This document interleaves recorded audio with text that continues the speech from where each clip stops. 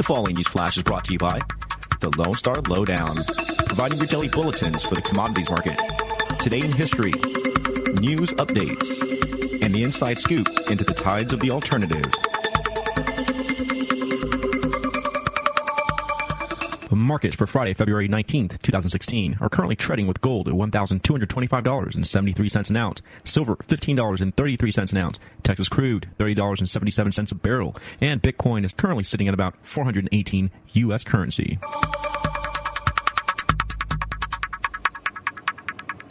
Today in history, the year 1942. Through Executive Order 9066, President Franklin D. Roosevelt authorized the deportation and incarceration of nearly 130 mainland Japanese Americans who were forcibly relocated from their West Coast homes. The presidential order allowed regional military commanders the power to declare that all people of Japanese ancestry were excluded from the entire West Coast, except, of course, for those within government camps. American concentration camps. Today in history. In recent news, U.S. Attorney Ellen Decker wrote in a court filing today in Riverside, California, that Apple, quote, has the technical ability to comply with the court order and is refusing to assist because of concerns to its business model and public brand marketing strategy. This after Apple CEO Tim Cook a few days ago released a public statement to his customers and investors stating that, quote, the United States government has demanded that Apple take an unprecedented step which threatens the security of our customers. We oppose this order, which has implications far beyond the legal case at hand. This bold statement came in defiance to a court order by California Judge Sherry Pine for Apple to develop a new version of the iPhone's operating system, which would allow the FBI to use its computers to guess the passcode quickly without getting locked out for making too many guesses. Apple has until February 26 to respond to the court order. The United States government has issued a license to Boeing today for them to be able to conduct negotiations with airlines in Iran. However, further approvals would be needed in addition in order to make sales. Analysts are noting that Boeing faces numerous challenges in Iran. The country may not be able to afford many of their planes, and financial backers may consider investing in leases or sales to be too risky due to the possibility of repossessing aircraft in a bankruptcy. Iran continues to fly much older Boeing planes, including 11 747s that date from 1969 to 1988, according to Flight Global. Separately, General Electric, which makes engines for Boeing planes, stated that it's also applied for a U.S. license to sell engines and parts in Iran, though it hasn't been granted yet. This has been your lowdown for February 19th, 2016.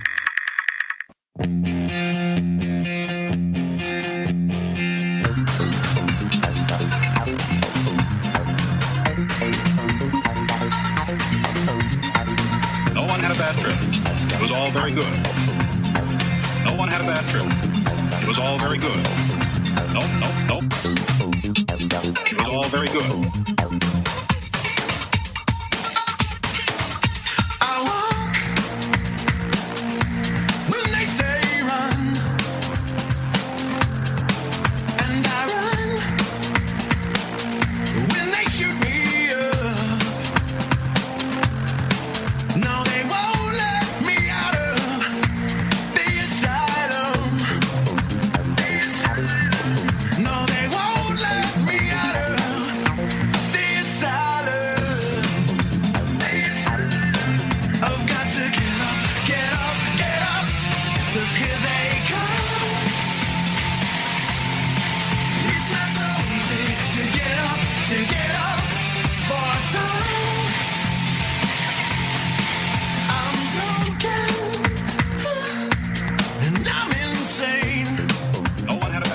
And good morning or good afternoon, wherever you're listening to us on the nationally syndicated Logos Radio Network. This is Be Brave Radio. I'm Leland Freeman. I'm Elizabeth Egan Everett. And thank you so much for listening to us on this Saturday, February 20th, whether it's on radio affiliates across the country, including 89.1 TXLR here in Austin, Texas, where we're broadcasting out live, logosradionetwork.com, or via TuneIn. We have, as usual, one hell of a show to bring you for the next 3 hours. We have two guests that are going to be joining us in the second hour. Jay Wiley, who is joining us from House District 47. He's a candidate for House District 47. He's going to be joining us in the second hour, as well as Jason the Sewer. So before we get going, let's talk about the week that was. Goodness gracious, it's been pretty busy, hasn't it? There's an awful lot going on out there with a certain someone who has stepped off this mortal coil, and that would be our Chief Justice of the Supreme Court, Scalia, Antonin Scalia. And, bless him. And, depending on your opinion on what you have around whether you see him as a hero or a villain, he is now has moved on and passed his body and moved on to his next adventures. Anyway, basically, what's happened is there's a little bit of an issue. How is someone who's so important and pivotal in our world, in all of America, why was he not granted a autopsy? When the Michael Browns of this world, you remember back in Ferguson, Obama ordered 3 separate autopsies for him. And again, I honor that absolutely should have happened. However, why do we not even have one? And why, basically the cause of his death was decided upon, almost immediately in a matter of hours, with Cinderella Guevara, over the telephone. So no one actually, she decided the cause of death literally, just over the telephone. At first deciding it was a heart attack, but natural causes, everybody. And, who decides it's a heart attack as well? Could it have been a cerebral hemorrhage? Could it have been maybe some issues with some sleeping pills or some pharmaceuticals? Or I guess there was an issue with his doctor a couple days beforehand. But gosh, we'll never know because his body was so quickly embalmed. Whoops. Well, and the fact that we do these radio shows live each and every week here on the Logos Radio Network, and the news did not come out that Scalia died until a couple hours after our last week's broadcast, which is why we didn't mention it because no one knew. But on this Saturday, February 20th here on the Logos Radio Network, Be Brave Radio, we have been doing a ton of research this past week. And like what you were saying, Elizabeth, it's like, why was he embalmed as quickly as he was? Up in Ferguson, there were 3 different autopsies ordered for Michael Brown. And the fact that in the border area that they have, routine autopsies for immigrants that cross the border. And so the fact you had 2 different justices of the peace that, for whatever reason, couldn't get there. So they have Judge Cinderella, county judge. I'm just wondering if it's the same as like the county judge we have here, which is not really a judge. It's basically the equivalent of the mayor with county commissioners. I don't know. I'm just curious if that's the case. And it's really odd because here's the thing is that I asked Glenn Bass, who was a former Texas Justice of the Peace, like what would he have done in the same situation? Because he was a Justice of the Peace here in Travis County where we broadcast from. And he said that, well, we have our own coroner and we have our own medical examiner. So he was never in the position for that. But the fact is that if he was in this position, he damn well would have ordered an autopsy. He wouldn't have done the inquest over the phone. Now, the interesting thing, here are the statutes that we have going on with the Code of Criminal Procedure, Chapter 49. And what you do is you Google, I'm bringing this up right now, real time, Texas Death Inquest. And then the first thing comes up is Code of Criminal Procedure, Chapter 49 Inquests. And so that is the official state of Texas website. And it basically says, inquest upon death bodies, duties performed by Justice of the Peace. First thing says autopsy. Second thing, it says inquest and an institution. And then you have to have a licensed physician make the determination. You can't just take a lawman's comments over the phone. So it's very, very, very specific. And but also here's something else that's really interesting. If you look back to Cinderella's career over having judged this sort of thing in the past, there was something that happened back in 2014, an unfortunate death that occurred with a girl who had been newly married, and she was found dead on the train tracks. And basically, the judge ruled her death a suicide, even though there were all kinds of anomalies within the situation. She was not suicidal at the time. All of her belongings were found quite far away from the track, and they took her purse, for example, and gave it right away to her parents rather than doing, for example, any kind of deeper examination, any kind of rape kits. She deemed it and that it was a suicide. And so that alone, she has had some past dealings that weren't really seen as being above board or looking into things correctly.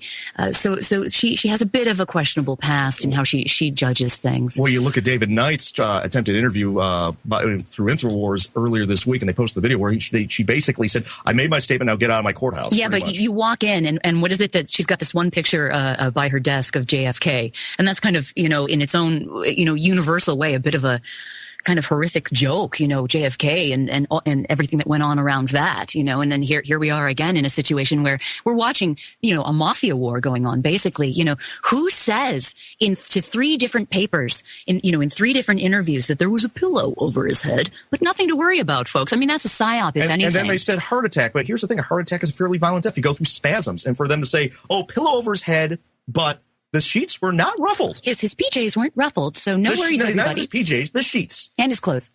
Unbelievable. Yeah, no, of course. And the fact is, it's like, in getting back to the Kennedy assassination, there should have been an autopsy of JFK in Texas, and the Secret Service was so quick to get him out of the state on November 22nd, 1963. They always like to do this garbage. They like to do this crap in this state, whether it's JFK, whether it's Scalia, and I guess we could talk about why, if he had truly a heart condition. We'll get to that in a second. Well, it was more a shoulder issue. Why is he in the middle of nowhere? But we'll get to that. Well, why was he in the middle of nowhere with a hunting party? Now think about that, a hunting party, which Dick Cheney has shown us in the past that that's not necessarily the safest place. He didn't have his security detail. You guys, he didn't have his security with him, right? Out in the middle of nowhere, this hunting party on Valentine's, oops, where's his wife? So much for the love going on there.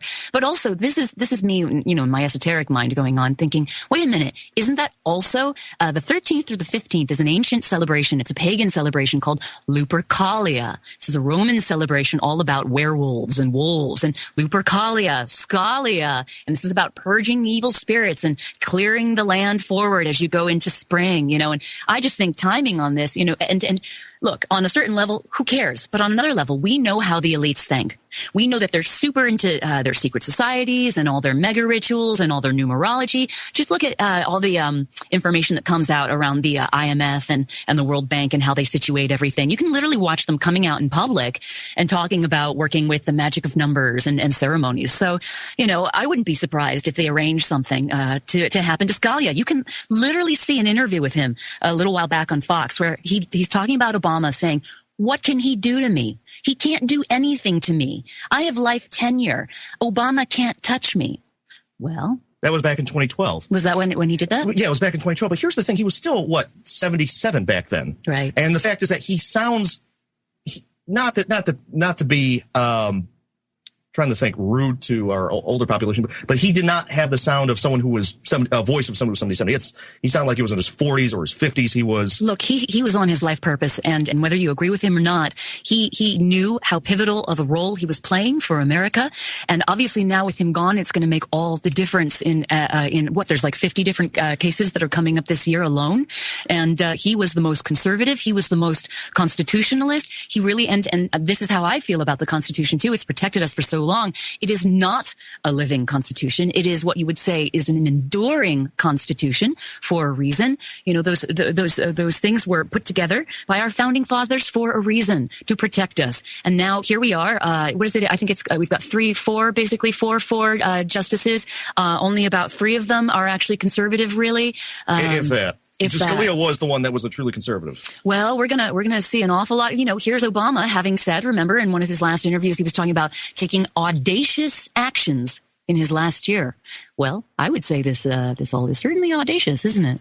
This is, exactly. The fact that you take out the truly constitutional scholar who was the check that was designed into the Constitution, the true check and balance to prevent overreach of government, governmental imputing on our rights. And so it's the kind of thing that the fact that he goes out into this camp, this resort owned by Poindexter out in the middle of nowhere, who is known to be a big Democratic donor. He's out in middle West Texas, where it's literally hundreds of miles of everything. So. Yeah, so you can see him shaking hands with Obama, and I guess there was some award that was made for him that was given to him. He's not really known to have the cleanest past. These are known liars, yeah. And so I was listening the other day to Roger Stone, and he said something that was so perfect. He said, "We're not claiming foul play. We want to rule out foul play." Here's the thing. For all we know, this guy died of natural causes. It's possible. Then why the fight of the autopsy? Well, why did they rush so quickly to do it? We are coming up on a break right now here on Be Brave Radio, our first segment here on the Logos Radio Network. Stick with us. We have got more to come. And don't forget to go to logosradionetwork.com. The pledge drive is ongoing to keep the lights on. We'll be right back.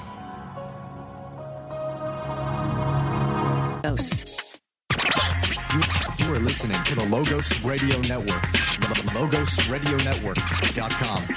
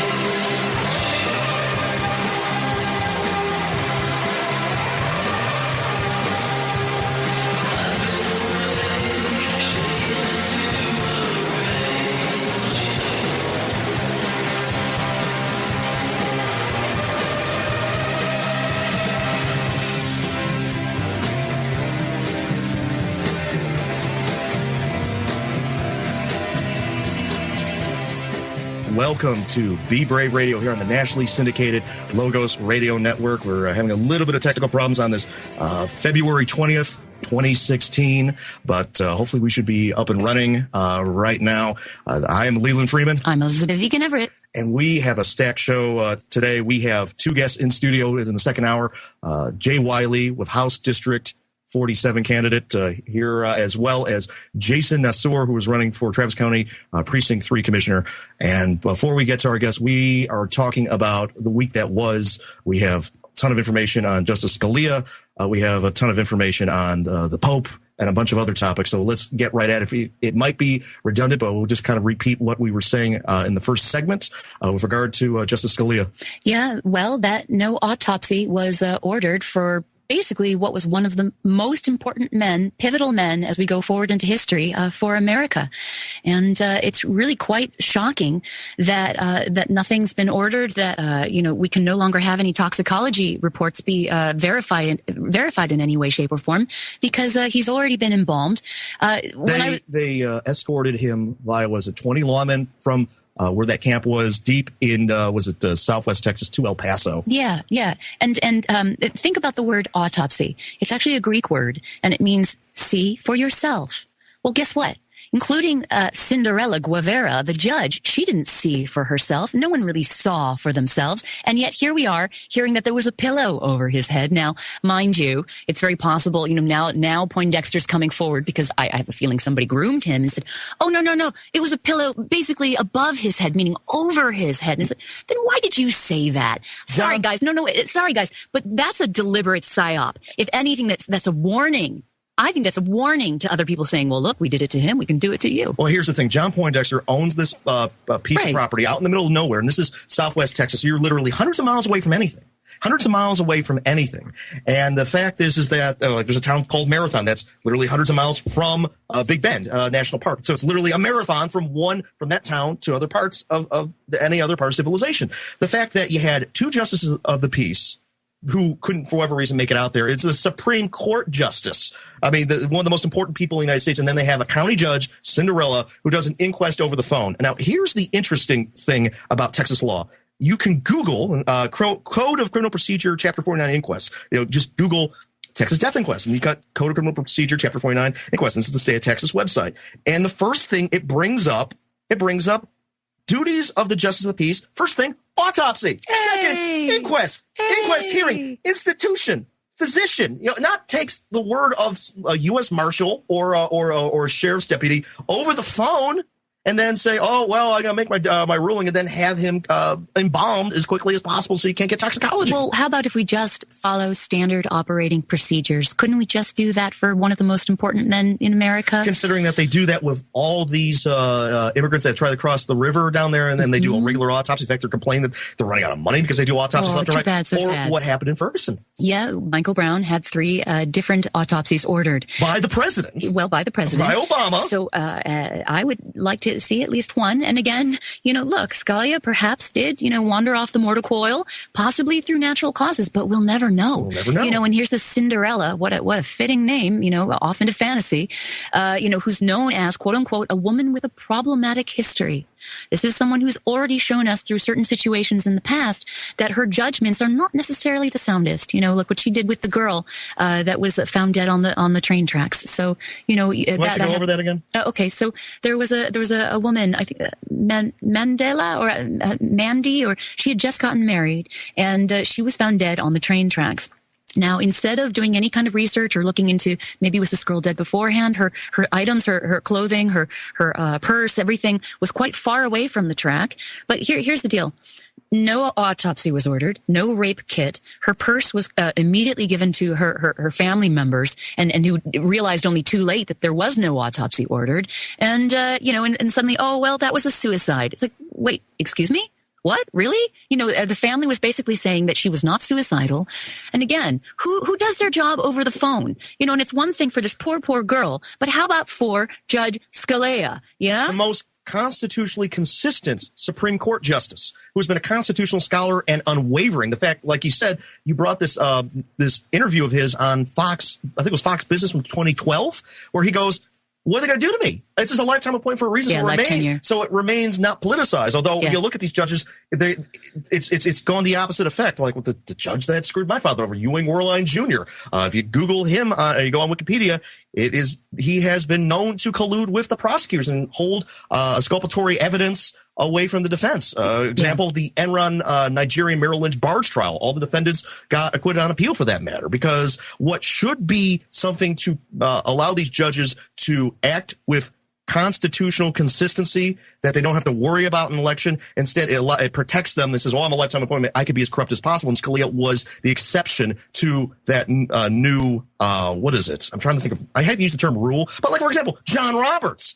He went against the Constitution by affirming Obamacare. I mean, Scalia's like, what are you doing? I think he was the one who authored the dissenting opinion on that, and the fact it was authored in a way that it wasn't supposed to be the dissenting opinion, that Roberts got flipped at the last moment, and the fact that Scalia was constitutionally consistent. The only thing they could do is end his life, and they're using the excuse, he's a 79-year-old person who had a heart condition, so he couldn't get a rotator cuff surgery. Well, if that was the case, why did he go out in the middle of nowhere where you're hours away from a trauma center by helicopter? Yeah, wouldn't you think that if there really was an issue with his health, that his doctor would have said, look, don't go to this hunting party, or at least make sure that you have someone traveling with you that can look after you. But what? He goes off to this, this little hangout, which was, I believe it was a gift to him, with no security detail. It's on Valentine's, so he's away from his wife. I mean, so much for that then. And remember, this has been out for a little while. It's been known for a little while that Scalia was a big, wrench in Obama getting certain things passed. I guess there was some climate change issue that was recently stopped, very much so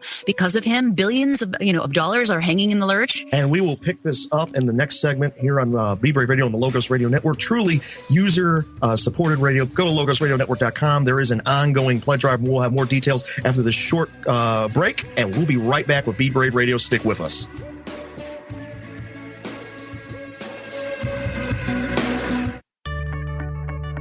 Have you had your hug today? If not, you're missing out on some of the best medicine relationships have to offer. I'm Dr. Catherine Albrecht, and I'll be back in just a moment to tell you why you should get your daily dose of hug power. Privacy is under attack. When you give up data about yourself, you'll never get it back again. And once your privacy is gone, you'll find your freedoms will start to vanish too. So protect your rights, say no to surveillance, and keep your information to yourself. Privacy, it's worth hanging on to. This public service announcement is brought to you by StartPage.com, the private search engine alternative to Google, Yahoo, and Bing. Start over with StartPage. A hug a day could keep the heart doctor away. Researchers at the University of North Carolina say a simple embrace has benefits that go way beyond that warm and fuzzy feeling. They measured the levels of the stress hormone cortisol and the bonding hormone oxytocin, both before and after volunteer couples held hands, talked, and hugged. Following the 20-second hug, oxytocin increased and cortisol decreased in both men and women. As a result, their blood pressure also went down, lowering their risk of cardiovascular disease. So wrap your arms around the one you love. It'll do your heart and theirs a world of good. I'm Dr. Catherine Albrecht, sending you a virtual hug from Radioland. More news and information at CatherineAlbrecht.com.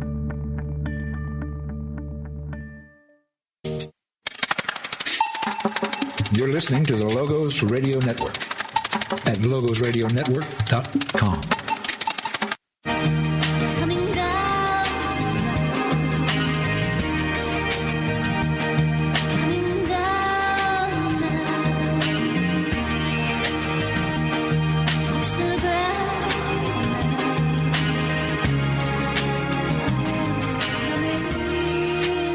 And welcome back to Be Brave Radio on this Saturday, February 20th, 2016, here on the Logos Radio Network. And it's radio affiliates across the country, such as 89.1 TXLR here in Austin, Texas, or logosradionetwork.com, or even on TuneIn. If you're on your smartphone, you can listen to us on that. You just type in Texas Liberty Radio, and you'll be able to get that via TuneIn.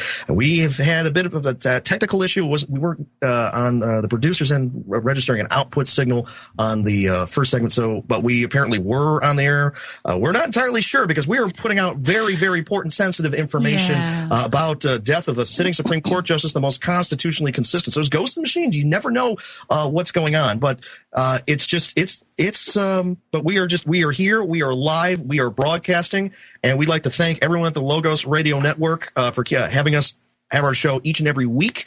Deborah Stevens, who runs the Logos Radio Network, Eddie Craig for jumping in and doing emergency spot producing, as well as my producer for About Your Health, Aaron Gibney, figuring out these technical issues. There's also a very important pledge drive to keep the lights on at the Logos Radio Network. Go to logosradionetwork.com. There's prizes from Central Texas Gunworks, a Spikes lower receiver, and a Taurus Curve, as well as prizes from My Magic Mud, and of course the sponsors that help keep our studio Brave up and running.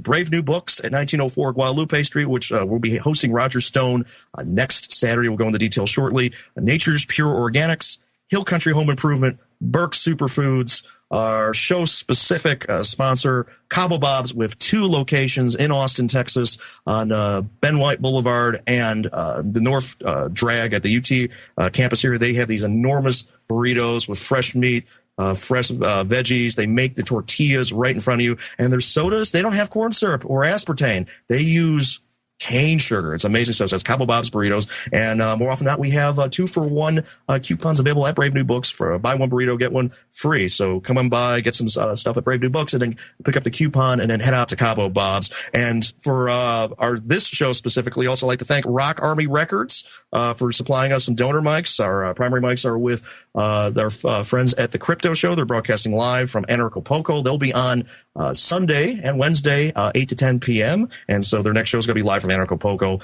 And so Rock Army Records, rockarmyrecords.com, stepped up, and we have these donor mics. And Elizabeth, let's get back to the topics at hand on the show. Well, I was talking about Roger Stone, who was on Alex Jones the other day, and he, just what an awesome interview, as usual.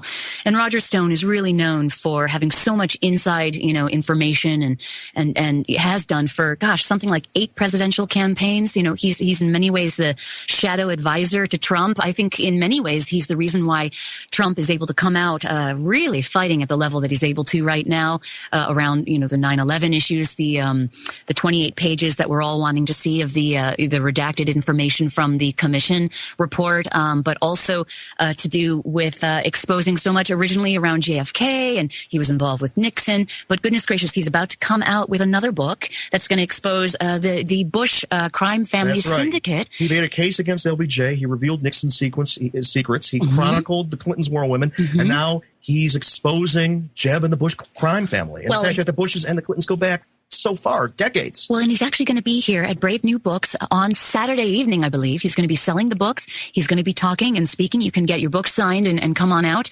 Definitely worth meeting him. I mean, there's so much I want to talk to him about, but just alone, with him pointing the finger at the Bushes, in many ways, with the timing of this, I must admit, I'm actually starting to feel sorry for Jeb Bush, because wow, can you imagine being out in the public eye like that?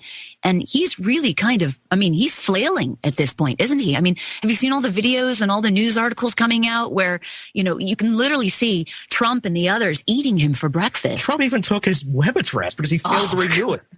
Jeb Bush goes to DonaldJTrump.com. Oh my God, it redirects to Donald Trump. That's amazing. It's hilarious. And then there's this horrible, horrible clip that just came out recently where poor Jeb is standing next to his mom, and there they are filming, and he says something like, "I finally learned from my mother that I was her favorite." And then his mother looks at him and goes, "I didn't say that. No, I didn't." I mean, can you imagine? There it is. The fact he's dragging out W, the campaign for him, that's a bad sign. And then he has the whole thing with the friendly tortoise. Oh my God, yeah, he's handing out these little mini tortoises, and you know what that is? His message is that the slow race wins the race. So be like the turtle, versus the hare, and eventually you'll get through. But then how about, even Snowden? Edward Snowden took a shot at him, and not only him, but also Kanye West with his tweet recently that said something like, "Please clap," because remember, Kanye, who wants who's $53 million in debt that even Whataburger's making fun of, where he goes something about his intern and then sending his intern to Whataburger, and then Whataburger goes for what? You're sending him over to us for a promotion? Yeah, well, and he's begging Mark Zuckerberg for a bunch of money, and it's like, wait, didn't you right? Gold digger. Like, isn't there something about like, here it is, and here you are running around trying to get a bunch of money. Oh, because you're just so sad. You're $53 million in debt. How do you get $53 million in debt? Yeah, probably living a baller lifestyle, spending way too much money on things that don't matter. Putting together your clothing line because you got to prove a point. It was so distressing seeing all that fur on all those horrific creatures the other day for his fashion show. And it's like all these poor animals died in vain. In fact, in torture even, to make coats for this narcissistic family like the Kardashians. Because leather, there's a side. I mean, for example, leather usually comes from cows, and cows usually get slaughtered for meat. So the fact that it's just a secondary effect, it's like, all right, you're getting all this meat from the cows, you have their hides, you can make it leather. You're not slaughtering animals just for their skin. Well, and to make yourself look like some puffed up peacock, but anyway, back to things that actually matter. What a concept, whether it's the Bushes or, Hillary Clinton, who's pulling at straws at the moment when, something like over 1,700 emails of Hillary's are coming out as being, that she had on her private server. They are being classified now as top secret. And this woman is not in prison yet. And here's why she hasn't been indicted yet. It's because she'll take half of Washington down with her, including Obama. And that's why she's being protected. It's just like Bill back in the 90s with Chinagate and with all these other secrets, because the Republicans in Congress, the rhinos, they did the same thing.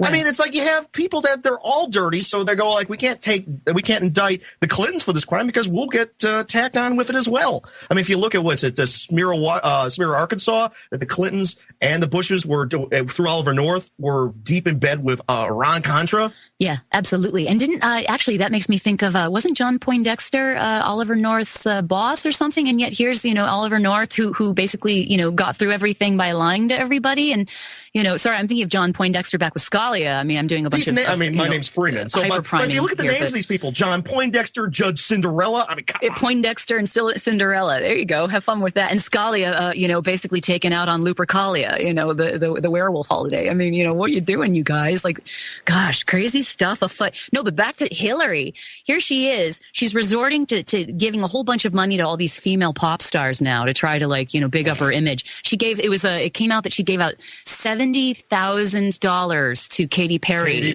And Katy Perry showed up with bells on being like, I'm for Hillary. And then I think she realized, what a mistake that was because she pulled a bunch of her tweets. And so a little bit too late. There's a bunch of stuff we can talk about these pop stars. It's Britney Swift, as well. Britney, Taylor Swift's comments at the Grammys. Beyonce, there isn't any law enforcement agent that wants to guard her show now after the Formation video. Oh, Beyonce. Well, yeah. Can you blame them? But we will pick that up on the next segment here on Be Brave Radio, here on the Logos Radio Network. We are on until 2 p.m. Stick with us, and please listen to our sponsors and support this network, logosradionetwork.com, for the pledge drive. See you soon.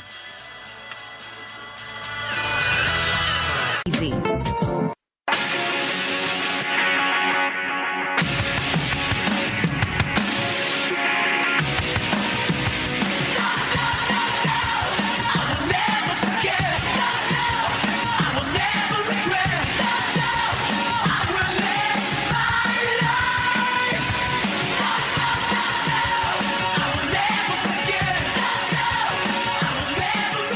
And welcome back to Be Brave Radio on this February 20th, 2016, here on the Logos Radio Network and in radio affiliates across the country, including 89.1 FM here in Austin, Texas. We have been just going over just so much of the week that was. We were talking about Justice Scalia earlier in the show, and if you missed any part of it, we have our archives available at logosradionetwork.com. All of our shows, and not just all of our episodes, but every show that Logos Radio Network produces, such as the Crypto Show, Rule of Law Radio, About Your Health. Every single show that they produce is up at the archives at logosradionetwork.com. And we were talking about Justice Scalia earlier. We were talking about, was it Roger Stone coming to Brave New Books next Saturday, February 27th at 7 p.m. We also have, we were talking about all the pop stars receiving money from Hillary. And we're going to finish up on that before we get to the Pope. I get that they're pop stars, and nobody should be basing, choosing their decisions on how we move forward with America on what a pop star pushes. But, I really wish that these women would be doing some research on Hillary and to see how dark her past actually is. Here's the thing. I understand, years ago not having this kind of information, but there's so much information now around Hillary. Don't these women have enough money in their wallets at this point that they really should just do a little researching before they decide to push a president that isn't standing for women, that doesn't support women, and here's enabled her husband to rape women. Oh yeah, well, and there's this sort of humorous picture recently where she met with Britney Spears, who Britney Spears was also, supporting Hillary. It's called, payola, the money, passing hands. But there's this priceless picture that just came out with her and Bill and Britney, and you can see they're all sitting on this couch, right? And here's Britney on one side, and then there's Hillary, and it's almost, you can watch the body language if you know how to do photo reading with the body language and all the microcalibrations that are being broadcasted out. You can watch Hillary literally blocking Bill from off of Britney, and it's really quite humorous if you understand all the subtext going on. It's like, no, Bill, stay away from Britney. Well, if you look at Britney, she was a Disney kid who had her programming break, and the fact that she's still in her conservatorship, which means she can't control her finances. And if you look at other examples of Disney, Amanda Bynes, I don't think was Disney. She was Nickelodeon, and she just went completely off the rocker. Well, and if you look to see what happened with Kesha actually recently, where the judge ruled in favor of Sony not allowing her out of her contract, which means that they believe that she has to continue to work with the very man, the producer, who actually she's insinuating raped her. So imagine that, when that kind of stuff is being put forward as a message to other artists that their rights aren't being cared for. Oh, and by the way, I think we've got. I think John is joining us now. He just got appeared magically. I was going to say the brave new teleport machine. I was also going to say Miley Cyrus too. Oh, another Disney kid. Watching her fall apart. And then the Grammys, which no one watched. I didn't watch. Because they decided to have it out of money. There's a reason why award shows moved all their stuff to Sunday, is because people have things they're doing on a Monday. Because they destroyed music. I mean, I'll never forget when I was up. I had one of my songs played by the head of Geffen Records, the president of Geffen Records, and my friend was acting as my manager at the time, and she said, "This is a hit, isn't it?" And the president, he's like, "Yes, it is a hit." So she's like, "Okay, let's do this. Let's get on with it." And you would think I had 14 record companies all after me, what have you. And then he said something that at the time I fully didn't understand. And the president said, "That's not what this is about anymore. The music business isn't about that anymore." And I remember I was confused for actually a few years, because I was like, what do you mean it's not about the music anymore? And then Taylor on her Grammy acceptance speech goes, "Oh, it is about the effort. No one could tear you down." And I'm just going like, oh my God. Stop. Her dad was Merrill Lynch, and they threw how many millions to push her first record. And the fact that a lot of it, I mean, she's a better singer than most, which is not saying much, that she doesn't need auto-tune. But the fact is that they pushed her on her looks. And now she's got the really short hair, and she doesn't look the same. Yeah, but do you know how many amazing artists, not only that I know, but we all know personally, that not only here in Austin, but let me tell you, I came from Los Angeles. The greatest artists in these days, they are not being given a shot. You're not hearing that good stuff anymore, because there's so much out there. It's so hard to find the jewels within the rough. Well, for example, our theme song, Asylum by Tony Parker, 333, he had a deal with Arista for his previous band, Push Monkey. It was an amazing, amazing album. And the fact is that it didn't gain traction. And the fact that he's now, and the fact he's with Rock Army Records, and they're trying to push all these amazing, amazing artists. And it's hard to get any traction on these things. And no one cares about record sales anymore. If you look at what's considered a top 10 record, it's a few thousand record sales. Well, and they're all basically, it's all the same systemized song. It used to be made fun of. There was this band that I used to love years ago. It was a punk band, and I won't say their name over the air because some wouldn't like the name of it. But they used to have this tour program that was hilarious that I loved. They were like, "We play 4 chords. Our support band plays 1. Come hear all 5 chords tonight." Nice. And really, that's what it's become. If you listen to all the hit songs these days, and you can literally hear mashups that DJs have done that are genius, where they take all the hit songs over the year and they sew them together, and it basically is the same song. And the fact that even the lyrics are so generic that they're able to mash up all the lyrics, and it actually makes sense. And also, it's not about creating a wave or causing people to think anymore. Compare the lyrics that we see from someone like Beyonce today versus the pure artistry of all the artists back in the 60s, the 70s. The 80s, yeah. I know for a fact, I've heard it said by heads of companies that they do not want another revolution. They do not want another 60s or 70s. They don't want, all these artists who would lead people to suddenly start, thinking about sovereignty and thinking for themselves and looking outside of the box. They want everybody to conform and to be good little robots, good little, it's like another brick in the wall, the Pink Floyd song. Yeah. We're really seeing that these days. Meet the new boss, same as the old boss, and just all the libertarian lyrics that Neil Peart put out with Rush, where his Rolling Stone interview, which was really head scratching where he says vote Democrat, and it just doesn't make any sense. I think it more doesn't and more make any sense. More and more, there's like a divergence between people all across the globe. There's like two classes of people. There's people, and it seems to be dwindling, but at the same time growing. There's people that are somewhat conscious, that act with integrity, that have an ear for music. And then there's a whole class of people that are kind of just dumbed down, mindless zombies that have been forced into conformity. And I think more and more there's going to be tension between those two groups as things get weirder, as people get slower, but as simultaneously people also experience higher modes of consciousness. And I think all of the art and culture and politics is reflective of that. So Britney Spears, she may be aware of what Hillary's capable of, or she may not even be capable of even grasping what's going on to have those types of discussions and discourse and those types of thoughts. And I think we're just going to continue on this class. And unfortunately, those that are in a position of power are this other class, this subclass of mindless idiots, power-hungry fools. And if you look at even these quote-unquote festivals, which are supposed to be gateways for new artists, a lot of them are 501c3s, nonprofits. It's all they're not anymore. It's all corporate. It's all they're still 501c3 corporatists, but the fact is that they're all insiders. No, they're all like South by Southwest. If you look at all the bands they have, they're already signed. There's already ownership there. I literally witnessed it firsthand going through the music business. There was a time when you could get on the radio, when the college channels absolutely could support the new music. You could get taken on to. I got to support The Cure many years ago. That kind of allowance did happen for a while. And you're mentored by Peter Gabriel. I worked for Paul Oakenfold. There definitely was a window where we were able to be heard as artists. Now it's about, who owns you? What management company do you have? It's extremely tough. But, I'm preaching to the choir. I'm sure people who are listening who are artists absolutely have had this experience. I know there's, just the pay to play at these venues, And those, like, for example, that try to help emerging artists, like my friend Adam Brewer, Texas Rock Fest, we'll have him on in a few weeks, the week before Rock Fest.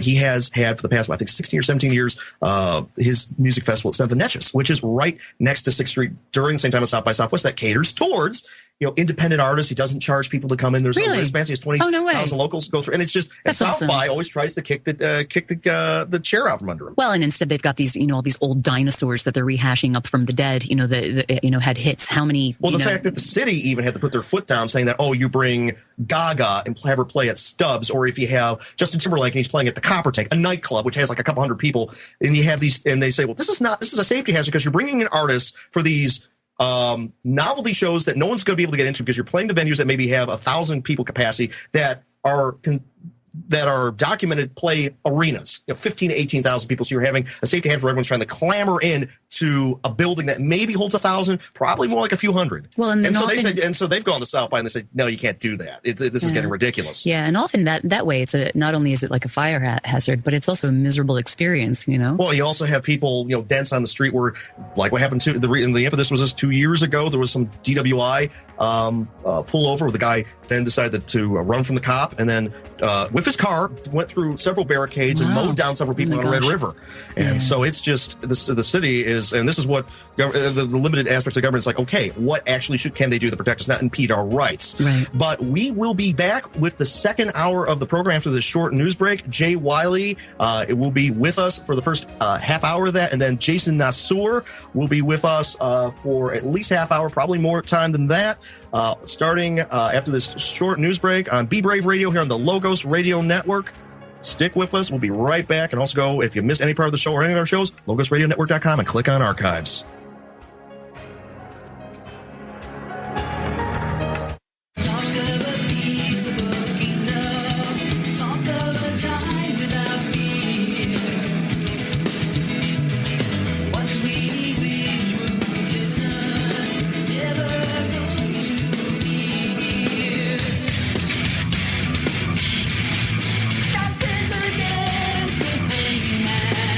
I don't want to can see our world.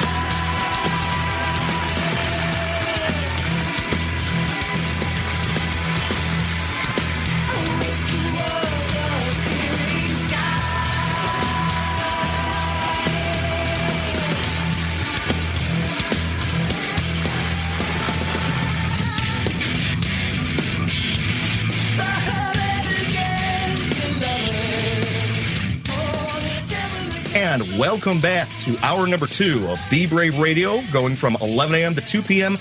every Saturday here on the Logos Radio Network. This is February 20th, 2016, and we are brought to you by Brave New Books, Nature's Pure Organics, Burke Superfoods, Hill Country Home Improvement, Cabo Bob's of 2 locations in Austin, Texas, Ben White Boulevard, as well as the North Drag. They have these amazing burritos made with fresh meats. They may even cook the tortilla right in front of you as they make your burrito, and their sodas are sweetened by nothing but cane sugar, no high fructose corn syrup or aspartame there. So Cabo Bob's burritos, and also we have 2-for-1 coupons usually at the bookstore. So come on by, Brave, purchase an item, and then we'll give you a 2-for-1 coupon for Cabo Bob's. And also this week, our donor microphones are brought to us by Rock Army Records, rockarmyrecords.com.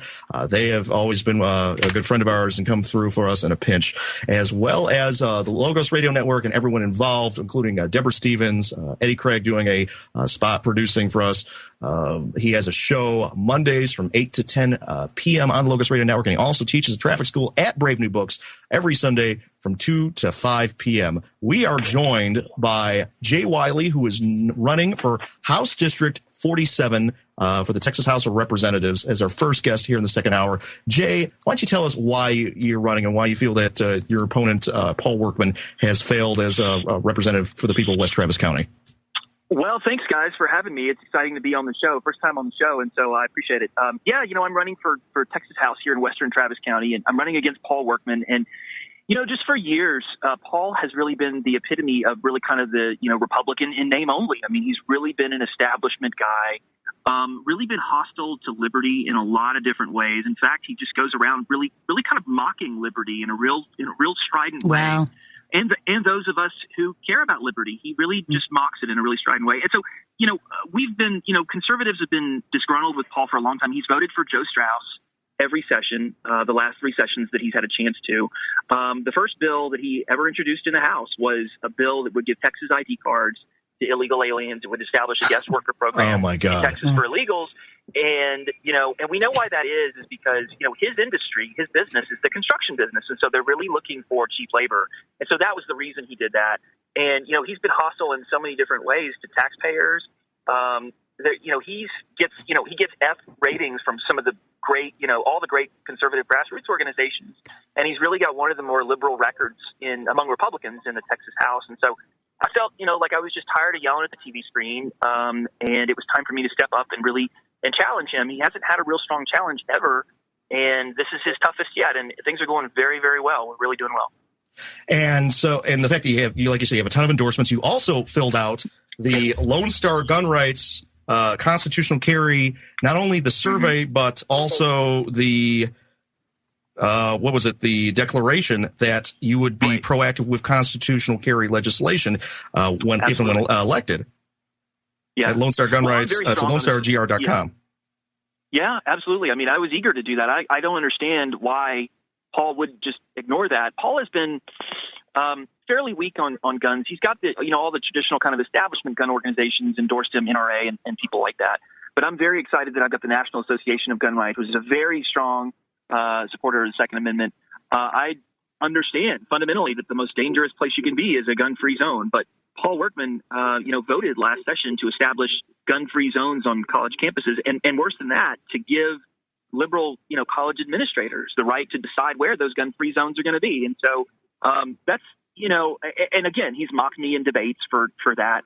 And so, he's really hostile to a lot of issues that, liberty folks really care about. And so I'm going to be really strong on Second Amendment, and more than that, just proactive on the Second Amendment, carry pro-gun legislation.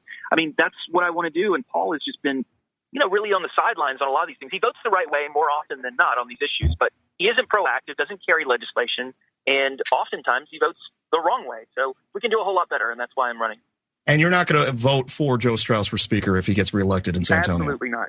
No, Leland. I mean, that's the easiest call of all. I mean, I'm absolutely committed to not ever vote for Straus. Never will. I mean, I've seen what he's done behind the scenes.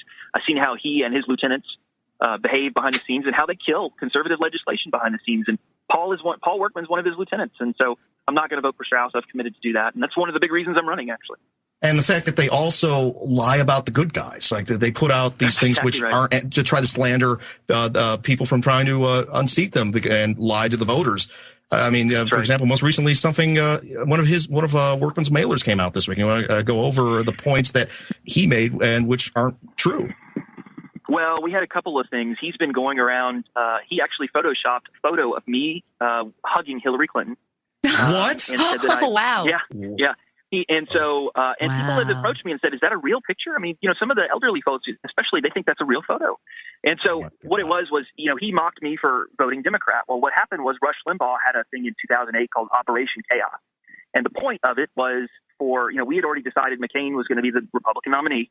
And so Republicans in Texas, a lot of activists like I am, went and voted in the Democrat primary. And it's called Operation Chaos. And Rush Limbaugh encouraged people to do that. And that's actually happening this year, where there's a lot of people that are going to be voting for Bernie just to make sure Hillary doesn't get the the nomination. Right. That's exactly right. And so, so it was a strategic thing on my part as a loyal Republican activist. And I have been one for years. And so he's calling me a Democrat for having voted in that Democrat primary. The other thing was that he attacked me in a mail piece this week for having left my job. He said I walked off my job as a chief of staff in the Texas House a few sessions ago when I was working for a conservative Republican. What happened was my son was ill. My son suffered from a heart defect that has mandated that he's had several open heart surgeries. He's 9 now, but at the time he was 4. He was going in for another he had another spell. He was going into kind of like a slow motion heart failure over the course of a couple of weeks, and he ended up having to undergo another open heart surgery at the time. And so that was all going on at the time, and so it was appropriate for me to leave the session about 3 days early. And so he said that I walked off my job, abandoned my post, kind of thing. And, it's your son. It's the kind of ugly thing. It's the kind of ugly thing, guys, that these establishment Republicans will not hesitate to throw hundreds of thousands of dollars to slander someone, to destroy someone's reputation. And it's the ugliest thing you could ever see, even from far away. But when it's up close and when you have your wife in tears over this kind of disgusting attack, because my wife's not in politics. My wife is not political at all, actually. And for her to have to deal with this kind of stuff, it's just the ugliest kind of thing. For people that go around proclaiming what good Christians they are and what good people they are, and then to go around and slander good people. And it's the reason why good people don't get involved in this ugly, ugly business, because people like Paul Workman go around slandering them, and it's just the ugliest thing you can imagine. But, because they can't run on the record. Stuff was coming. Well, that's exactly right. That's exactly right. And they go around. I mean, now, I told you about Paul Workman's illegal immigration bill. And now he's going around as, the born-again champion of doing away with sanctuary cities and tough on the border and all this stuff. And those of us who followed his career know very different. And it's just so discouraging. But I don't want people to be discouraged, because the good guys are winning, because we've got all the passion and the momentum on our side. And so we just need to remember that we've got to get out there, work hard, find who the good liberty candidates are, and support them with everything that we have, because the good guys can only win when all of us band together to help them. So. Why don't we talk about your block walking efforts as well as just the grassroots campaign? Because like you said, if you look at what's going on, the tide is turning. Eric Cantor who was the House Majority Whip, who was a rhino, was defeated by an individual who only had to spend a few $100,000, which is nothing for a congressional race. So why don't we go over how you have been block walking, getting your message out, your name recognition out to the grassroots effort? Well, we knew from the start that we would be outgunned as far as money in this race. So we've been very careful to use our money very wisely. It doesn't cost anything or next to nothing to go out and knock on people's doors, and that is the best way to meet people, to look them right in the eye and have them judge who you are. And so I've knocked on thousands and thousands of doors. I don't want to say, I've been told not to say exactly how many doors I've knocked on so that my opponent doesn't try and hire a bunch of block walkers. Oh my gosh, dirty tricks. Yeah. So, but I will tell you that I have knocked on many, many thousands of doors. I've knocked on about 20 hours a week since August is what I've been knocking. And I've knocked on so many doors you wouldn't believe it. But and the fact that you're actually out right now, and that's why you couldn't join us in the studio, but we're very appreciative of you being able to join us over the phone. Thank you. Thanks a lot. I'm standing out at the polls. I've been out here for 12 hours a day since Tuesday, the first day of early voting. And people think I'm a little bit crazy, but the same people, come and get their coffee at the Randalls, and they see me every day, and they think I'm really kind of amazing for standing out here all this time. After the first day, when I got home, I could barely even stand up. My legs were so sore, but it's a labor of love, guys. I mean, I really, truly Jay, we're coming up on a break right now. We'll pick you up right after this short commercial break on the Logos Radio Network. This is Be Brave Radio with Leland and Elizabeth. We'll be back right after this with Jay Wiley. Now. This is the Logos Radio Network.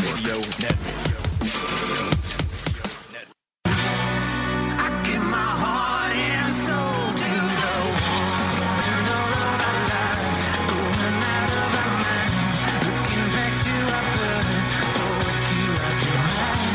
Even scientists say everything is just light, create and destroy, but eternally bright. Masters in every time, Lord in every place, those who stood up for love and inspired the hate.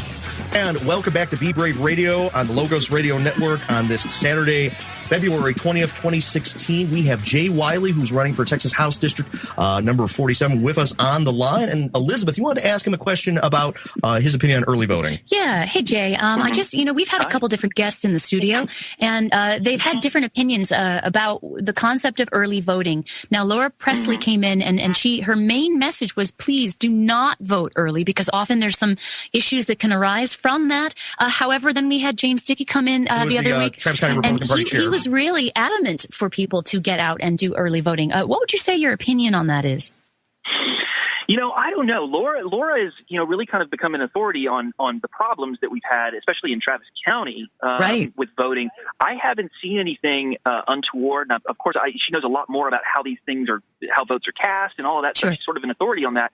I'll tell you that, I like people having the opportunity to vote, but more than people having the opportunity to vote, I want informed voters. Yes. And I think the wider threshold we have for how long it takes for people to vote, why not have it a month? Why not 6 months? It gets to where it's sort of crazy.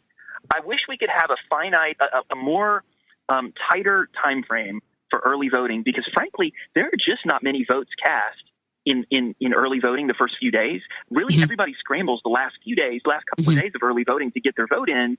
And it's almost like the principle of unemployment benefits. If they last 6 months, people always find a job in the last month of the 6 months. If it's a year, they find a job in the last month of the year. You're right. You know what I mean? It's sort of like that kind of dynamic that goes on with early voting. I don't know that we need the whole long, 11 days or 12 days or whatever for early voting. We also have absentee voting. That's been going on for generations. And so people do have an opportunity to vote. And I'm more interested in people casting really informed votes. When people go and vote early, I've had people come up to me and say, well, I voted the first day of early voting, and then I found out all these things during the campaign about this candidate or that candidate, and I've got a fuller picture, but I already cast my vote. And so now, I cast an uninformed vote. So I'm concerned about that. I want to make sure that we have informed voters. Yeah, no, I would definitely second that opinion. I know for me, I've had a lot of trepidation stepping into the voting, because as a newcomer to Austin, I just don't feel that I'm fully informed enough yet. And I want to make sure that I do my, I dot my, my I's and do my P's and Q's and T's, and really understand what it is that I'm doing before I step into the booth. Where are there places to learn that information, like the inside information? Is there like a site or anything, or for newcomers to learn? I encourage people, the most the biggest and most impressive to me resource for conservatives has been EmpowerTexans.com. Michael Q. Sullivan's operation, yes. That's right. They always find the more conservative candidate, and they put resources behind them. They inform voters about incumbents' records, and they support incumbents if they've got a good incumbent. But they also support challenges to incumbents who are not getting the job done. And so people need to really be informed. And Empower Texans has always been a fantastic website. Young conservatives. Okay. And these good incumbents are like, for example, Matt Rinaldi or Jonathan Stickland. That's right. Absolutely. Matt Krause. I mean, there's a core group of Liberty representatives in the House. And the Senate has a lot of great Liberty senators. But in the House is where we need help. And so that's one of the reasons I'm doing this, is because I'll certainly be in that mold of House Liberty representatives. Yeah, House leadership. What most people don't realize is that the Speaker of the House has just as much power to control bills as Lieutenant Governor, but the Lieutenant Governor is a statewide election by the people, and he's the President of the Senate. And then you have the Speaker of the House, who's elected by the members. And you have situations like, for example, the open carry and the campus carry bills, where they each wanted to have each chamber wanted to have one bill credited to them and you don't have a reconciliation process. But the Senate, they got their version of the open carry bill out, and the campus carry bill that eventually passed out in March. And House leadership, Strauss, didn't even assign them to the Homeland Security Committee, which we all knew that was going to be assigned to, until late. And then they had and then a bunch of reps made an excuse saying, "Oh, we had to vote to water down the campus carry bill in order for it to pass." I go like, "No, you didn't. It's called House leadership stalled that bill out, so it did not get passed at full strength." Now, what would you do as Representative Wiley? Yeah, what would you do? That's the game that's played. Now, what would you do as a Representative Wiley to try to stop these games that House leadership is committing? Well, each representative only has so much power against the running out the clock like you're talking about. What we need to do is get the grassroots involved. It was only last year the House did not favor property tax relief, which conservatives all over Texas have tried to favor, is property tax relief. The Senate passed. The Senate wanted property tax relief. It was only late in the session when the House finally gave in to the Senate and to the grassroots. So that's the kind of model that we need to follow. Get the grassroots involved, because these things are not over when we elect candidates. We've got to push during the session to make sure that our representatives understand that they need to do what they need to do to pass conservative reforms, or they're going to face a primary, which is the last thing each one of these representatives wants. So get the grassroots involved. Yeah, here's the thing I've noticed is that the more pro-liberty representatives, you can actually go talk with their staff, or even off chance actually meet with the representative and actually have a conversation with them. A lot of these establishment guys, they throw you out of their office. Their staffers throw you out of your office, and you never even get to meet with a rep. Wow. Right. And that's just my experience. Exactly right. I mean, that's the reason I put my cell phone number on my business cards and on my website. My email, of course, you can always email me. But, my phone's ringing off the hook now, and my wife, I think, regrets that I gave out my cell phone number. But I am committed to being a servant leader. I mean, I am serious about being an accessible person because, just people that know me in life know that I'm an accessible person. I don't want to be someone who lives in this ivory tower that so many of these representatives and senators live in. They don't want to deal with people. But I actually enjoy getting out and talking with people, and I enjoy mixing it up. Sometimes I disagree with folks, and they disagree with me, and that's bound to happen with people. But I'm serious about representing the conservative movement and standing up for liberty. And more often than not, I get high fives for doing that. So, and what's the job title called? It's called state representative. That you represent your constituents. Representative. That's exactly right. We represent the people. I mean, we're simply a vehicle for the people to get their public policy preferences through. That's what we are, and so that's how I view my role. So, we got about 2 minutes left in the segment. Closing comments and why everyone should be voting for you if you live in District 47. Well, I'm taking on the establishment, and you can tell they're nervous, and you can tell that we're within reach because they're attacking me with hundreds of thousands of negative ads, radio, TV, mail, and everything, robocalls and everything. We are so close to winning this race. Things are looking very good. I've worked very hard. I'm going to be a Liberty representative, and I hope people get involved. They can go to votejwiley.com. They can call me anytime on my cell phone, 512-914-8057, and get involved because we've got a lot of great folks involved. And this is an opportunity to take out the prototypical rhino, Paul Workman. Absolutely. You're also against toll roads, too, in all forms, correct? Absolutely. That's exactly right. And I've had all the major anti-toll road groups are supporting me in this race. And my opponent supports toll roads. Wow. Yeah. Yes, and you're also for property tax relief, which we're actually going to have our next guest, Jason Nasur, is running for Travis County Precinct 3 on after this short break. And he was very much against the courthouse, which would have added property taxes. But we got about 30 seconds left. Issue. I hope he talks a lot about that. And I'm a strong supporter or strong opponent of that courthouse. There's a lot of better, more efficient ways we can do that courthouse. And so I hope he talks about that. Yeah. All right, Jay, thank you so much for being on the radio program, and good luck with the election, and I hope you win. I really appreciate it. Thank you so much, guys. I really appreciate y'all having me, and thanks for what y'all do for liberty. No worries. Thank you, Jay. You too, Jay. And that was Jay Wiley, candidate for Texas House District 47. And we'll be back with Jason Nasur, Precinct 3 Travis County Commissioner, right after this on Logos Radio Network. This is Be Brave Radio. Stay tuned. Freedom-loving Americans are finding creative ways to fight invasive airport body scanners. And they're also educating the TSA about unreasonable search and seizure. I'm Dr. Catherine Albrecht, and I'll be back in a moment with the latest on scanner skivvies and Fourth Amendment apparel. Privacy is under attack. When you give up data about yourself, you'll never get it back again. And once your privacy is gone, you'll find your freedoms will start to vanish too. So protect your rights, say no to surveillance, and keep your information to yourself. Privacy, it's worth hanging on to. This public service announcement is brought to you by StartPage.com, the private search engine alternative to Google, Yahoo, and Bing. Start over with StartPage. Airport body scanners let TSA officials peep at your privates, and Americans are fed up with it. A Kentucky man is fighting back with privacy-friendly underwear for men, women, and children. The patriotic-themed skivvies sport metallic ink shields in strategic places to blur images of sensitive areas.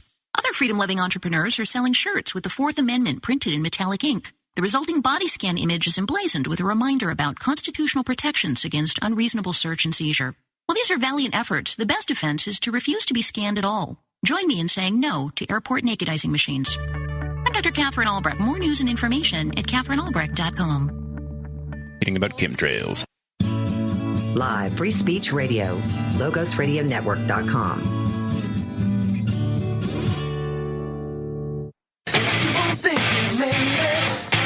Then when I get back on my feet again, I can climb so high that I won't feel low. And I keep on praying, baby. Then when I get where I am going, you'll be showing me a blue sky road. Open my mind, on the blind eye, know I'm coming off the ground. And open my eyes, spread my wings to fly out.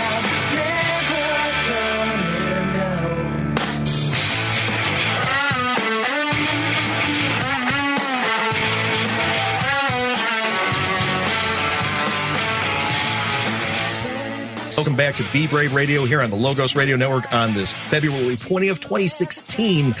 We just got done talking with Jay Wiley, House District 47 candidates. That's in West Travis County. And also West Travis County, we have in studio Jason Nassour, who's running against Gerald Doherty for Travis County Commissioner Precinct 3. Jason, welcome to Be Brave Radio. Well, thank you all for inviting me. Hi. Good morning. Good afternoon.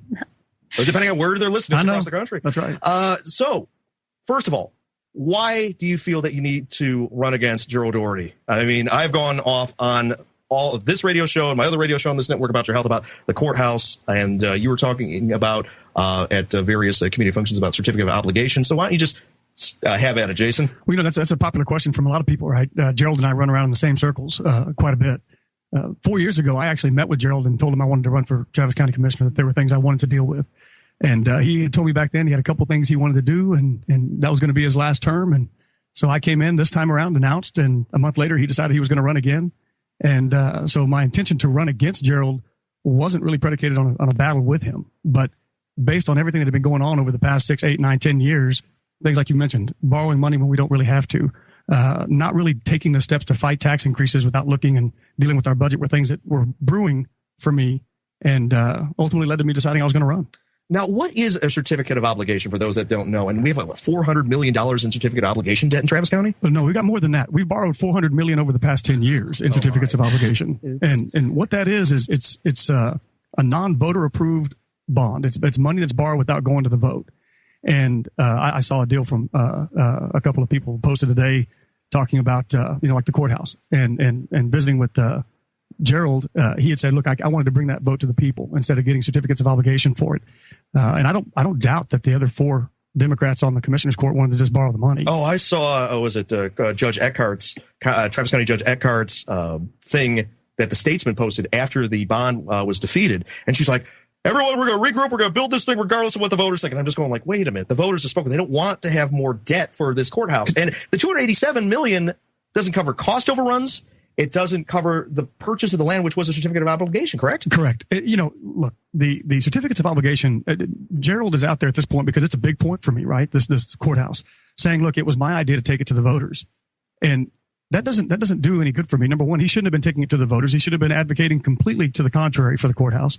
But the money, certificates of obligation, to answer your question, it's supposed to be money that is borrowed by the commissioners in times of emergency or need. When you can't get to the voters, let's say a hurricane knocks out your infrastructure and you've got to build it.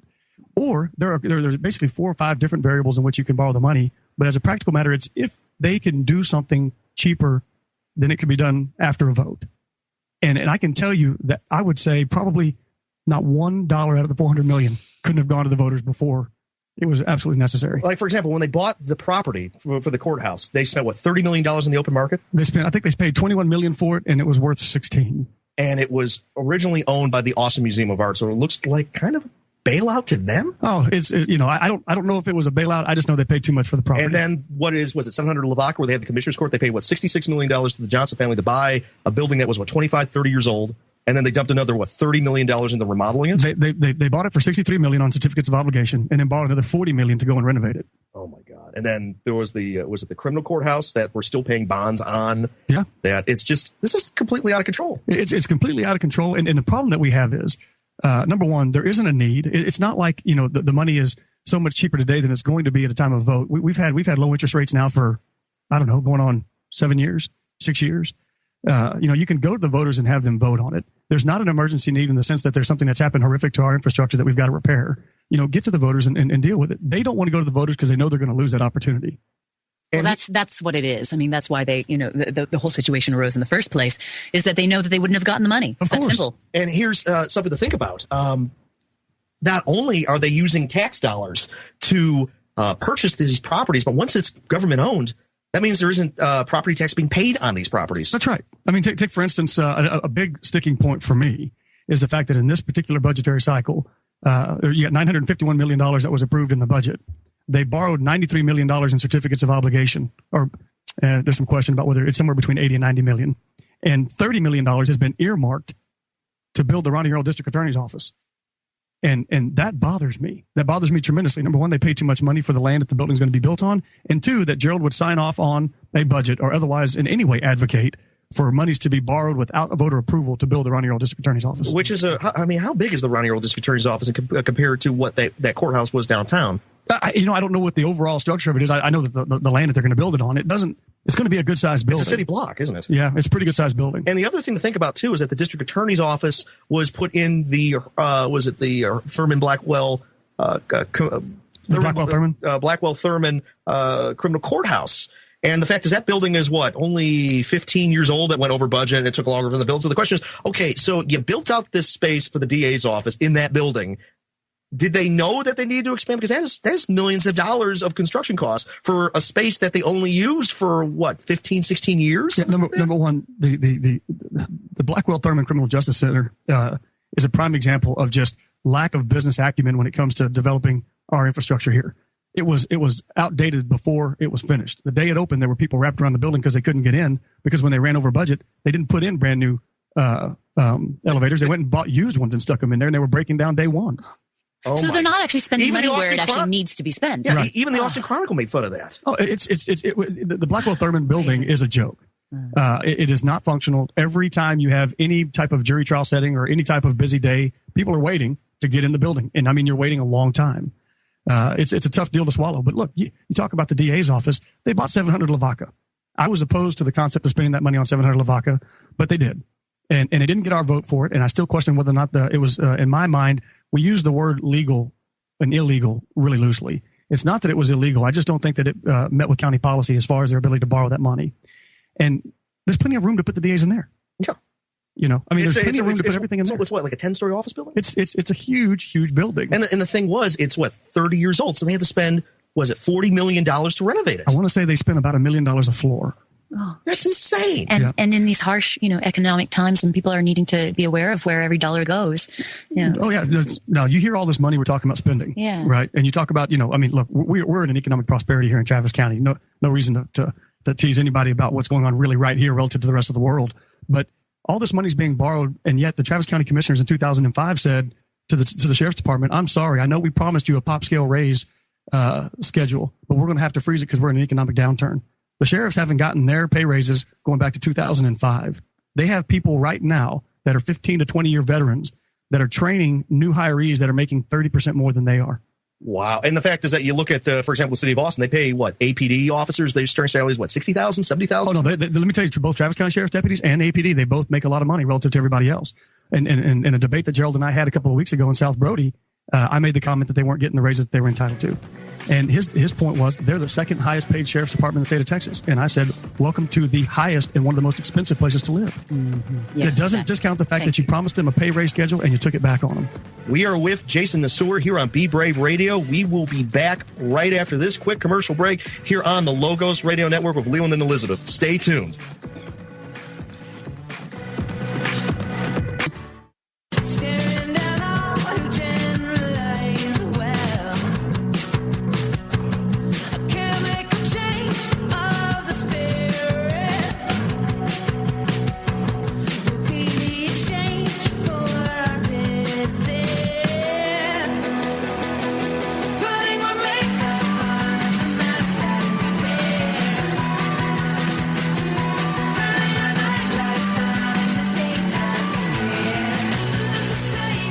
welcome back to Be Brave Radio here on the Logos Radio Network, where we're actually having an ongoing pledge drive. Keep the lights on at the Logos Radio Network. Everyone that works, everyone that keeps this network running, whether it's Deborah and Jerry Stevens, Eddie Craig, and all the show talents, as well as the show producers and everyone else behind the scene. LogosRadioNetwork.com. There are prizes from Central Texas Gunworks, as well as My Magic Mud.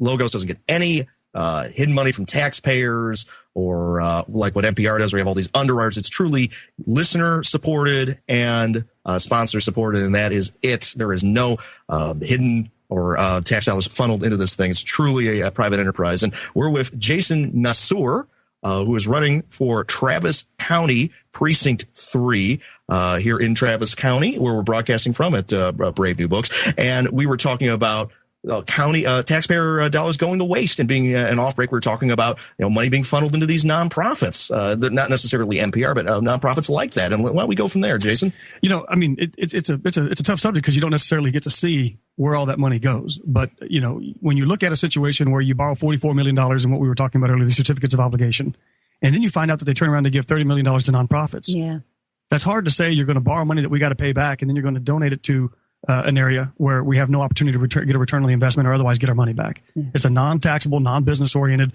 non-monetary opportunity other than, a health and human services type of endeavor. Well, isn't it also not necessarily trackable? It's ultimately trackable. It's just not necessarily budgeted where you can see it in advance. Mm-hmm. Does that make sense? Yeah. Right now, if you look at our budget, and they do a good job of putting the overall budget on the website, on the Travis County website, and it shows you a nice pie section. And in that pie section, you have about 20% of our total budget going into reserve, and then you have about 8% paying off debt, and then about 3% that's paying debt service interest on that money. That's a substantial chunk of our budget. And what's really happening is they keep borrowing this money. So we're anywhere from $650 to $700 million in borrowed money. And they want to keep this AAA rating as a credit-worthy borrowing entity. So they keep stashing money away in reserve to say, we've got plenty of money here, keep our rating. Well, that's a California method for any of you Californians that have moved down here. When times are good and cash flow is great, it's easy to borrow money because the cash flow will service that debt and you can continue to expand your budget. Well, if we take a 5% decrease in our economy, let's say real estate pops a bubble and goes down a little bit, which we all anticipate at some point, we have any type of impact to our specific economy here in Travis County, there's a good chance we can't service that debt for very long. And at that point, welcome to any number of the 30 or 40 cities in California that went bankrupt. Yeah. It's the same model. Oh, yeah, I saw it. Yeah. And to say that we're being smart and prudent with our money on the commissioner's court is a travesty to the people because it's just not true. Mm-hmm. And the fact that they want to spend money on outdated infrastructure models, putting everything in a central business core, where you then are overloading not only your transit systems, but your under the ground infrastructure, such as your water and your wastewater, Sure. your power supplies. And the fact is they have all this property that's in prime real estate that tax dollars aren't being collected on because it's owned by the county. And, That's right. And what's your solution on all that? Like right now you have, it's hard to put a solid number on it, but I want to say we have close to $1 billion in property inside of the Austin city limits that's owned by Travis County. That's all value that's not taxable. That's all money that we don't get to put into our bottom line and our tax base. Sell that property. Travis County needs to get out of the real estate business. I mean, look at the state of Texas. They rent most of their buildings from the private sector, which ultimately builds our economy with, in the private industry where people own the property and they lease it. Go out and build for cash new state-of-the-art facilities out in the unincorporated areas. Gerald is his big claim to fame is that he helped to defeat light rail. Where was the man advocating to build alternative business districts? Because that's the true solution to the traffic congestion that we have in downtown. We have 2 million people trying to funnel their way from Hayes County, Williamson County, and Travis County into downtown. One downtown. 3.4 million people live in Hayes County, and they've got 4 downtowns, and traffic flows brilliantly out there. And aren't we seeing something like 200 people moving here a day, or there's some ridiculous amount? It's not getting any better, It's not getting any better. And I can tell you this. Anybody that comes forward to tell you that they have a solution to the traffic congestion in Austin is not telling you the truth. Yeah. Our traffic congestion in Travis County is irreversible. You will not fix the congestion with what we have now. You're going to have to build alternative business districts to get traffic going different directions. So what we have is a selling off this property, moving everything to alternative districts. There's multi benefits to this thing. One, that's $1 billion into the county's pockets right down there. At a minimum, because that's all going to be redeveloped. It's going to increase in value. Which then becomes taxable. So that's money that keeps flowing into the county. Correct. And then you're diverting people from going into the central business district, the downtown, to other parts of the county. So that's less people going downtown. Correct. That's a redistribution of traffic loads. And now you're building up a whole new sector for a new tax base that gets developed out in a different area in the unincorporated area. Gee, that makes a lot of sense versus what these light rails or the quote-unquote Metro Rapid, where they take away a lane of traffic to build these things. And rails even worse because you're spending hundreds of millions of dollars per mile to put fixed guideways into the ground. That they've been doing that for years in Los Angeles, and it's a mare's nest. Let me tell you, it gets worse and worse and worse. That's one of the reasons why I actually got out of there. Yeah. You're not going to see that change the traffic issues. I think you've got a really great point in let's divert people's focuses to another area where they can make money and thrive and be successful, and then deal with it that way. Right. It's a great idea. And now, if you get specific back to where this kind of all came from, the precipitous obviously was the courthouse.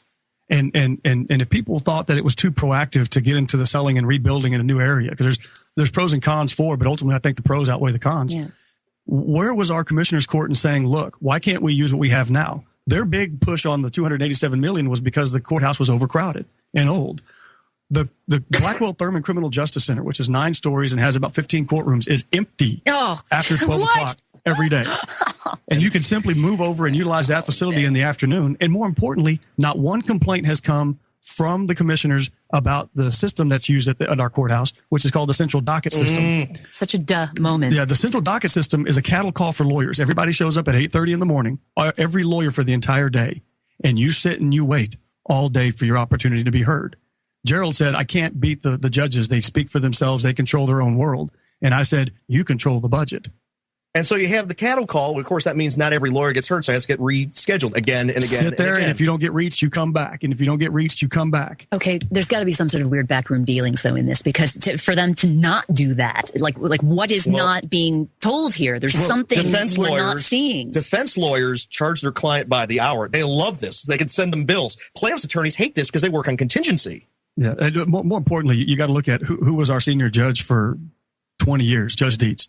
Who's the courthouse set to be named after?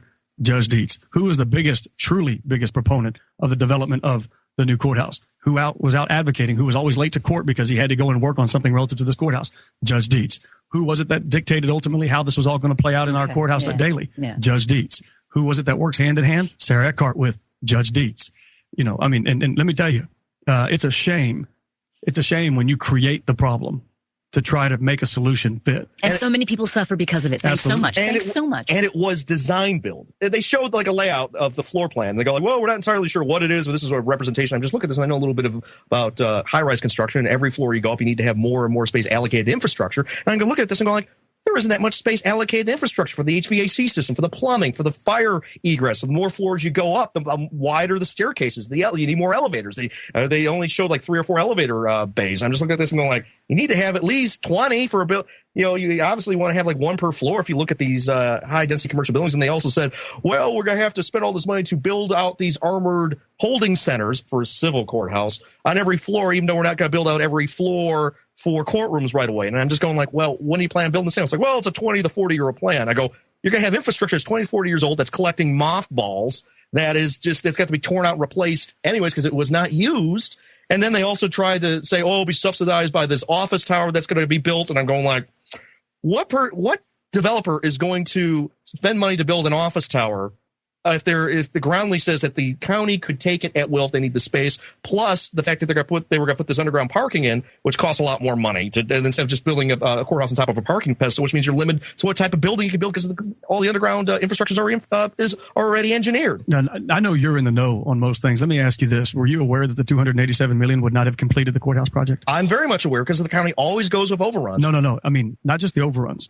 It was only anticipated to cover about half the cost of the build.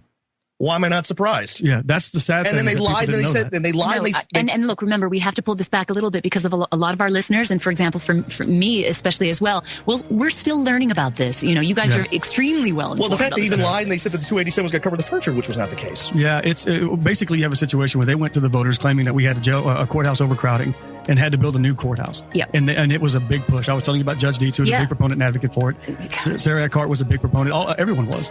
And there's some confusion about my thoughts and my statements about Gerald being the biggest proponent. He was the biggest supporter from the commissioner's court as far as giving the largest contribution in support of the courthouse. We are coming up at the end of the second hour. Stick with us for the third hour of Be Brave Radio with Jason Nassour, candidate for Travis County Commissioner Precinct 3. I'm Leland Freeman. I'm Elizabeth Egan Everett. And this is Be Brave Radio. Stay tuned after this quick news break for hour number 3 of Be Brave Radio here on the Logos Radio Network.